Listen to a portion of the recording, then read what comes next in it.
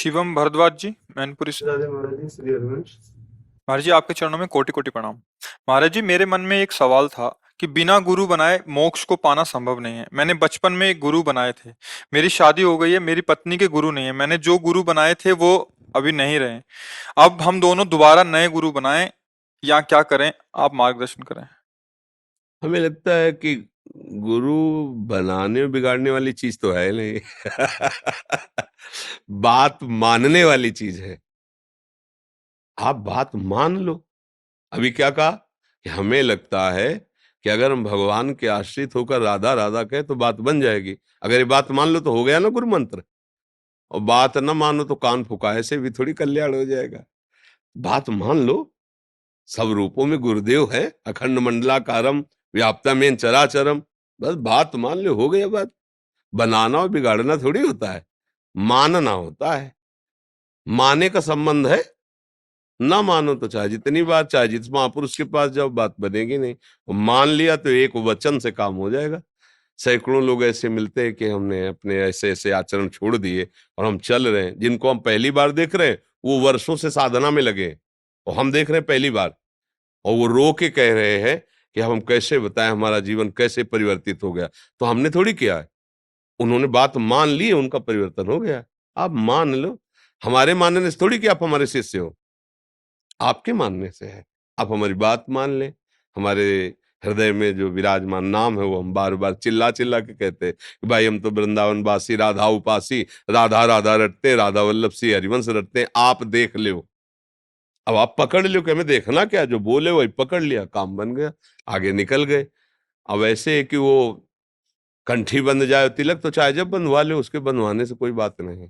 बात ना मानो तो चाहे जितनी बार कंठी बदल लो, चाहे जितने गुरु बदल लो, क्या काम बनना है क्या? और काम बनना है तो एक बात मान ली कि गुरु के मुख से तो निकल रहा है राधा। अब जीवन का परम धन हमारा राधा राधा राधा। सब साधना आपके सामने आ जाएगी। ये अध्यात्म मार्ग, ये ज्ञान मार्ग, ये प्रेम मार्ग, सब प्रकाशित हो जाएंगे। चल दो बस बात मान के, क्यों? अगर आपको ऐसे है कि व्यवहार वाली, तो कभी कंठी ले आओ, छुआ ले लो, बांध लो, हो गया। पर इससे कल्याण वो मार्ग का जो, वो बात मानने से, नाम जप करने से होगा। तो हमें तो लगता है किसी संत से कहने की जरूरत नहीं, चिल्लाते ही रहते हैं। अपने आराध्य देव का नाम तो गाते ही रहते हैं, भैया राम राम भजो, कृष्ण कृष्ण भजो, शिव शिव भजो, राधा राधा भजो। पकड़ ले उनसे बस। तो राम राम, हाँ पकड़ लिया, हमें पसंद है राम, पकड़ लिया। वह उनके मुख से सुना, वो मान लिया, हो गया। अब उनके चरणों का जो नाम प्रिय लगे उनके मुख से निकलेगा कोई ना कोई। आप सच्ची भावना से आओ कि अगर इनके मुख से ये नाम निकल जाओ, पकड़ लें, तो आप देखना वो निकल जाएगा। और आप पकड़ लो, हो गया काम।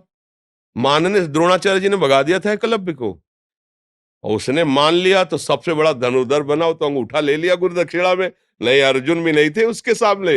और एक बार भी प्रत्यंता चढ़ाना नहीं सिखाया था द्रोणाचार्य जी ने, केवल गुरु मान के शुरू किया तो सब शिक्षा आ गई उसके अंदर। सचिन शर्मा जी, ग्रेटर नोएडा से। राधा वल्लभ से महाराज जी, राधे राधे। आपके चरणों में कोटि कोटि नमन। गुरुदेव, जीवन का मूल तत्व क्या है और बहुत कम समय में इसे कैसे सार्थक किया जा सकता है? कृपया मार्गदर्शन करें।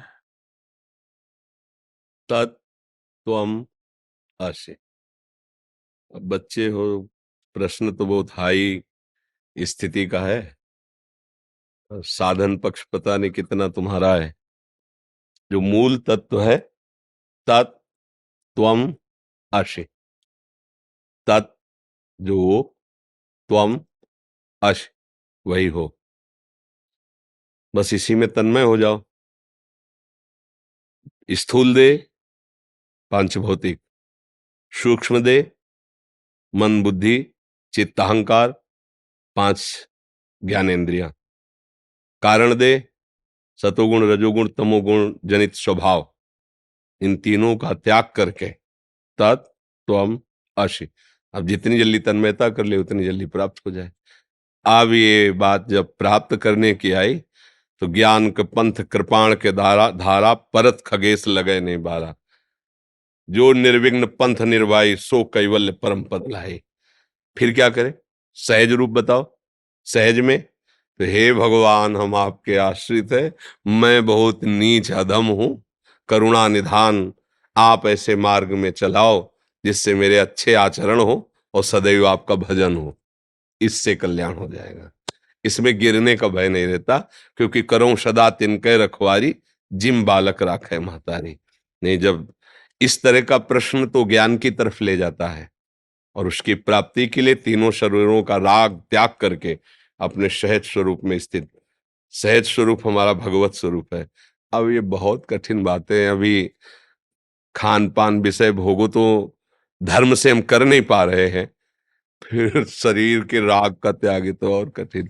तो क्या हुआ, हम जैसे हैं हे प्रभु आपके हैं, और राधा राधा राधा राधा, सब बात बन जाएगी, सब बात बन जाएगी। क्यों, क्या पसंद करोगे?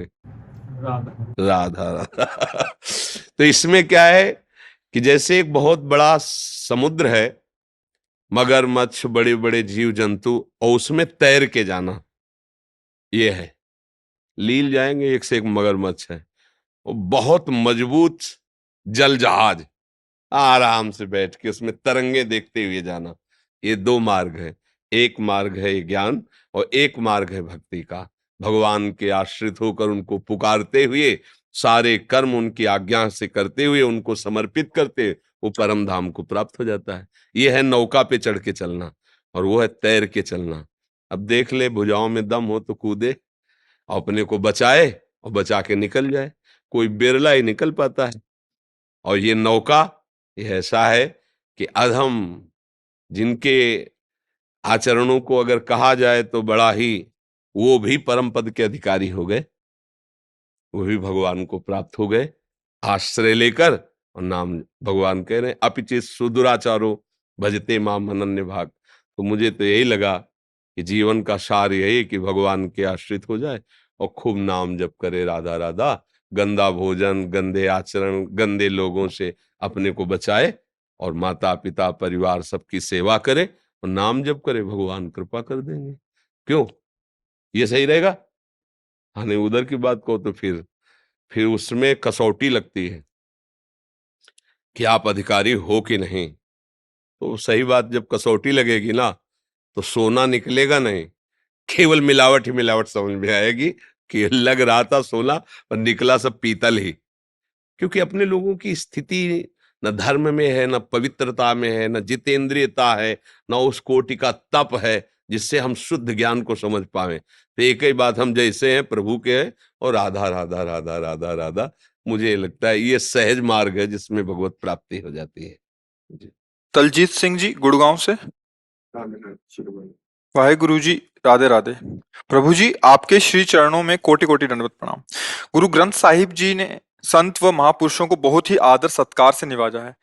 इसी से प्रेरित होकर सौभाग्य से आपके द्वारा कहे वचनों को सुनकर ऐसा महसूस हुआ जैसे कि आप गुरुवाणी को ही सरल भाषा में समझा रहे हैं। आपके द्वारा नाम सिमरन की विधि अथवा उसके गुणों का व्याख्यान करना मुझ जैसे कलयुगी जीव को सात्विक बल प्रदान कर रहा है। संत द्वार पर प्रभु ने लाकर खड़ा किया है, तो यहाँ से खाली हाथ नहीं लौटना चाहता। आपके श्री चरणों में हाथ जोड़कर प्रार्थना है कि मन बुद्धि व अंतःकरण की कमजोरियों से बचा रहूं।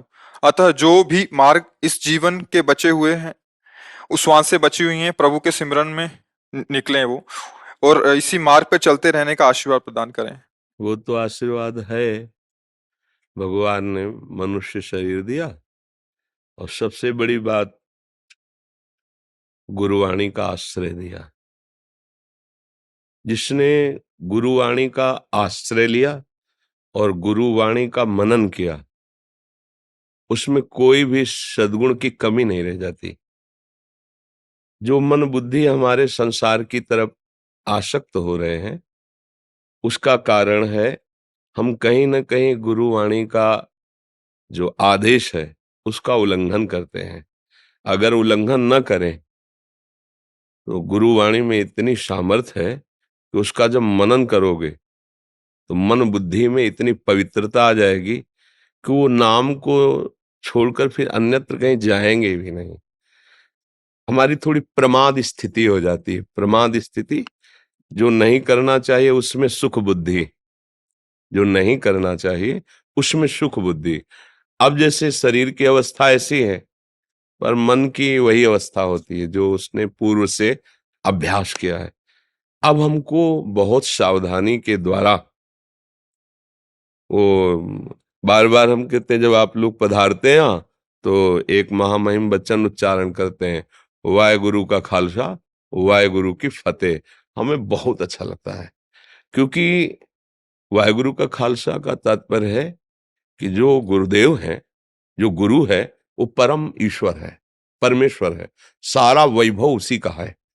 और जो उनकी वाणी का आदर करता है, जो गुरुवाणी को अपने हृदय में विराजमान करता है, उसकी फतेह हो जाती है। अर्थात वो मन बुद्धि चित्त अहंकार के अधीन नहीं रहता, वो मन बुद्धि को अधीन करके उस परम परमेश्वर में लगा देता है। यही फतेह है। वाहेगुरु का खालसा, वाहेगुरु की फतेह। जो वाहेगुरु के वचनों को मान लिया, ये गुरु ग्रंथ साहब साक्षात गुरुदेव हैं, मूर्तिमान प्रभु हैं, अक्षर अक्षर ब्रह्म है। आप उस बात को मान करके और यदि हम चले तो निश्चित हमारी फतेह होगी। अगर हम आज्ञा उल्लंघन करेंगे तो फिर कुछ भी करें, सफलता हाथ नहीं लगेगी। ये शब्द लिख ले, क्योंकि मोक्ष मूलम गुरु कृपा, इस कृपा का अधिकारी वही होता है जो मंत्र मूलम गुरु वाक्यम, जो गुरु का आदेश, गुरु के शब्द हैं, वही परब्रह्म तत्व का, परमेश्वर का साक्षात्कार कराते हैं। बिल्कुल साक्षात उनके आदेश को मान करके और चल दो तो निहाल हो जाओगे। नहीं, जो नाम मिला है, जो मंत्र मिला है, खूब अंदर ही अंदर उसका हर समय। और हमारा जो मन बेईमानी करता है, वो भजन से हटाने के लिए वो क्या करता है, इस वस्तु को खा लें, आज इस वस्तु को देख लें, आज इसको भोग लें, आज ऐसा कर लें। वो बीच बीच में प्रलोभन देता रहता है, और उसके प्रलोभन में जो नहीं फंसता तो मन फिर अधीन हो जाता है और वो भजनानंदी हो जाता है। और जो उसके प्रलोभन में फंस जाता है तो मन उसको अधीन कर लेता है और फिर विषयानंद में फंसा देता है। भाई यही चाल चल रही। जो गुरु का कृपा पात्र है, साधारण भाषा में कहा जाता है गुरु मेहरबान तो चेला पहलवान। कोई भी विकार उसे परास्त नहीं कर सकता। बस ये कि अक्षर पर टिक जाए, अक्षर अविनाशी सच्चिदानंद का जो आदेश है उस पर टिक जाए, फिर माया नाम की कोई वस्तु नहीं जो आपको परास्त कर सके। अब बहुत कम समय रह गया है जीवन का, पता नहीं कब शाम हो जाए, कब श्वास रुक जाए। तो हर समय अंदर ही अंदर, अंदर ही अंदर खूब नाम जप करता रहे। नाम जापक अगर ऐसा सोचता है मैं नाम जप करूं मुझे शरीर सुख मिले, तो फिर थोड़ा घाटे का विचार है। देखो अपने गुरुजनों को देखो, ऐसा कि उनकी कृपा जरा सी हो जाए तो परम पद मिल जाए, ऐसे वो महापुरुष हैं। और उनको विधर्मी लोग कितना कष्ट दे रहे हैं, पर वो कहते हैं राम का किया मीठा लागे, सह रहे हैं। इतना बड़ा पावर है उनमें कि वो उनका विनाश एक क्षण में कर सकते हैं, जो उनके शरीर को पीड़ा पहुंचा रहे हैं, सह रहे।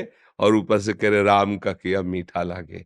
क्या हृदय है महापुरुषों का कि जो उनको कष्ट दे रहे हैं, उनके लिए तो उनके हृदय में कोई बात ही नहीं है, और अपने को अच्छा लग रहा है उनको। और ऐसा कष्ट, तपती हुई बालू में बैठा, मतलब जो धधकती हुई बालू है उस पे ऊपर से गरम आग जैसी छोड़ रहे हैं, पर वो राम का किया मीठा लगे। तभी तो महापुरुष हमारे गुरुदेव हैं, ये करके दिखाया। और सामर्थ्य इतनी है, सब कुछ कर सकते हैं, एक क्षण में भस्म कर सकते हैं। छोटे मोटे जो भूत प्रेत सिद्ध करते हैं, कुछ दिनों में उनकी अपवित्र साधनाएं और वो भूत अधीन हो जाता है, कुछ भी करवा सकते हो। और सबका मालिक जिनके अधीन है नाम के बल से, और उनको कोई शारीरिक कष्ट पहुंचा रहा है, वो मुस्कुरा के सह रहे हैं, क्या उनमें सामर्थ्य नहीं? अरे वो विध्वंस मचा दे, एक संकल्प कर दे तो नष्ट कर सकते हैं, लेकिन नहीं। महापुरुषों ने करके दिखाया है कि नाम ऐसा है कि जिसके हृदय में छा जाता है वो सब कष्ट हंस के सह लेता है, पर नाम के भजन का फल वो कष्ट मिटाने में नहीं, दूसरे का कष्ट मिटा देंगे।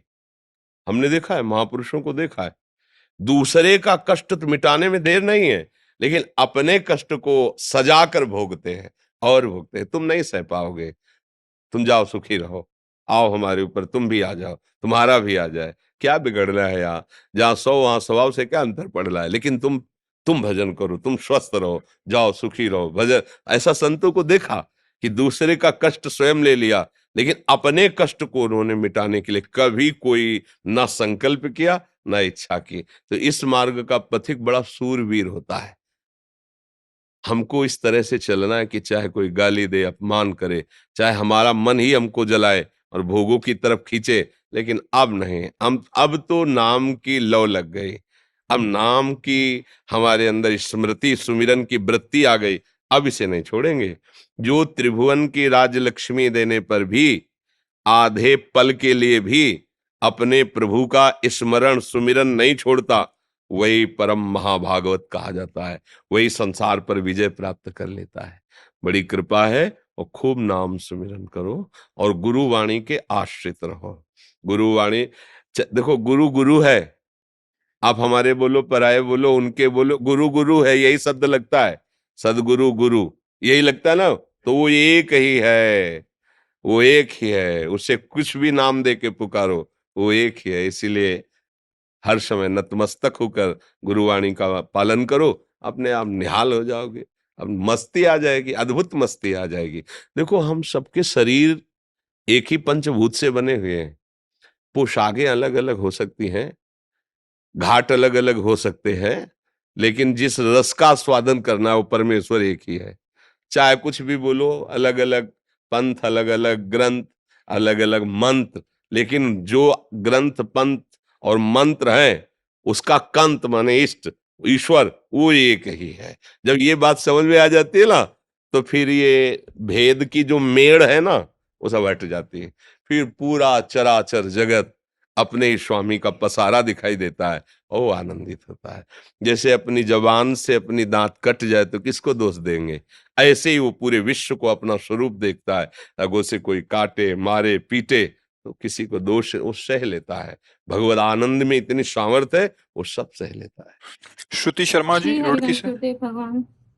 गुरुदेव, आपके चरणों में कोटि कोटि प्रणाम। गुरुदेव, आपने 1 जून के सत्संग में बताया था कि घोर विषय को तारने में समर्थ है, बस वृंदावन का आश्रय ले लो। जो बाहर हैं उन्हें जब समय मिले तब वृंदावन आ गए तो वृंदावन वही गति प्रदान करेगा जो यहाँ के वास करने वाले को है।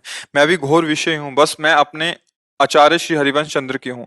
मैं जब कभी वृंदावन नहीं आ पाती तो मैं देववन चले जाती हूँ। वहां जाना मेरे आश्रय में कहीं कमी तो नहीं महाराज? नहीं नहीं, अपने आचार्य की लीला भूमि है, एक ही बात है। निष्ठा में रहो, पर वो निष्ठा और आश्रय का मतलब है जिसका हमने आश्रय लिया वो हमारे चिंतन से नहीं हटना चाहिए, वो हमारे चिंतन में बना रहना चाहिए। चिंतन ही प्रधान वस्तु है। अगर हम चिंतन कर रहे हैं प्रियाजू का, प्रीतम जू का, चिंतन कर रहे हैं वृंदावन का, तो हम वृंदावन में ही हैं। हमारा जहाँ चिंतन होता है वहीं उपस्थिति मानी जाती है। जी, की बेटी बढ़िया बोला है। प्रयास किया, बढ़िया बोला है। पूरी ऐसी बनी हुई है। हाल है, ठीक है, अच्छा है।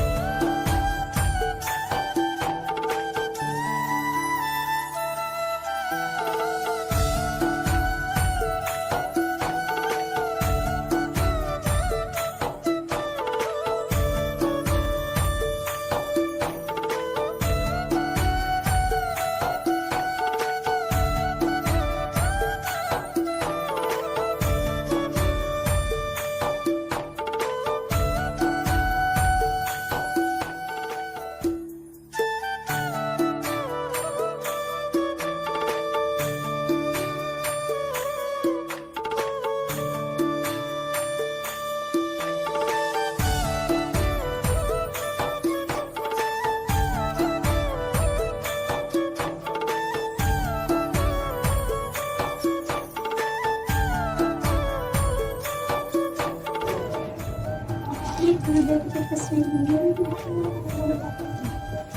एक हिंदी गाने से